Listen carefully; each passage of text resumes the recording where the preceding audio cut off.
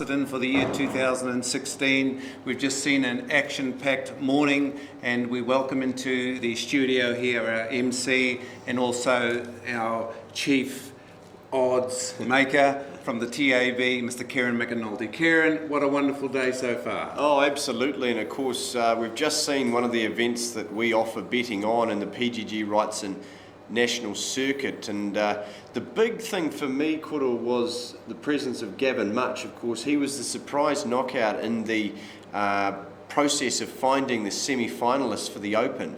Now he's got this national circuit to focus on. That's his opportunity to get yet another crown in Masterton at the Golden Shears, and he seemed quite comfortable up there.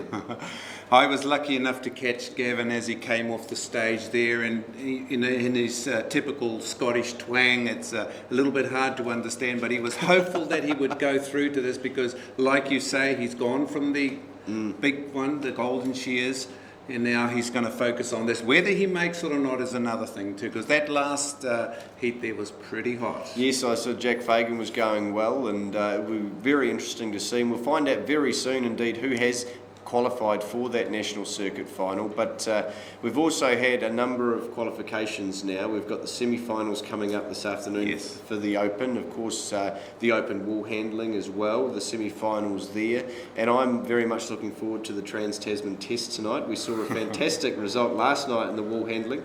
New Zealand making amends for the result last year when we lost to Australia, this year making up for it and winning in impressive fashion too by about 100 points. We needed that win, and we also need to knock those Aussies over tonight as well. They've beaten us too many times. That's on right. our home soil. Correct. They can't do it again. So it'll be 6 in a row if Australia win tonight, 3 in a row in Masterton, and the fact is having to share 3 merino, 3 long wool and 6 second shear, isn't it? That really does, I think, lean more towards the Australians. It gives them an advantage with their experience, particularly with the merino. We have a very young team. We've got Mr. Tony Costa in there. He's probably the elder statesman of our guys, but we've got 2 young guys. We're up against a phenomenal team in the Australian pack.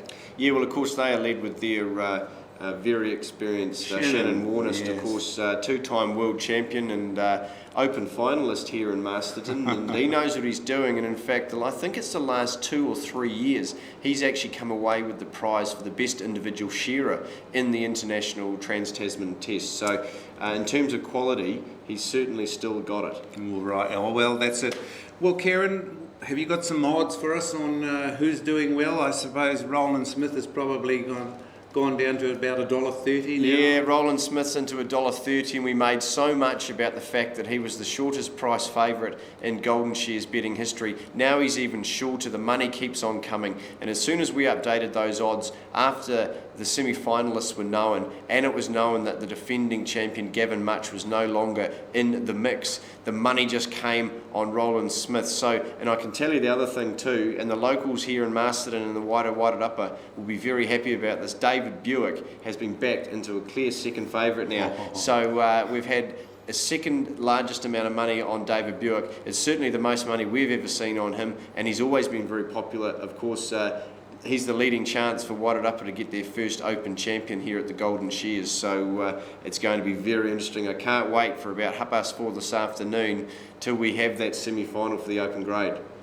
I reckon if you've not tuned in on the internet watching that, you're missing out on something fantastic. Absolutely, because these are the 12 best shearers around at the moment, and it does mean so much. We've opened up an option to make the final. So if you want to go onto tab.co.nz to check out those odds, you can actually back your favourite shearer just to get into the final. We'll be paying that out as soon as the semi-final results are known. And of course there is a terminal here on site as well, very popular. Did you see the lines out the door last night, Koro? As soon as we mentioned that Australia were paying $4 in the Woolhandling Test, every single person in yellow and green ran to the terminal to get some of that. I know. I'm going to have the Aussie manager up here at some stage to fill in a little bit of time, and Tell you what, he's a bit bulletproof, that guy. Yeah, well, of course, they can be bullish. They can afford to be 5 victories in a row, and they've nearly evened out the ledger. I think there's 58 tests, and we've got a couple up our sleeve, but if they continue the way they're going, it might be even Stevens, and you'll note that the Australians are actually favourite. I hate to say it, I didn't want to do it, but I had to do it. They're $1.17 New Zealand, $2, so there you go. All right, they're clear favourites. Well, Kieran, thank you very much, and I'm sure we'll spend a couple of times in here and just keep our viewers, our stadium updated on the way things are moving. Certainly an action-packed Golden Shears for the year 2016. Absolutely, I'll be coming up here with Koro or by myself at regular intervals this afternoon and this evening to update you on all the odds that we've got to offer. Kieran, thank you very much. Well done.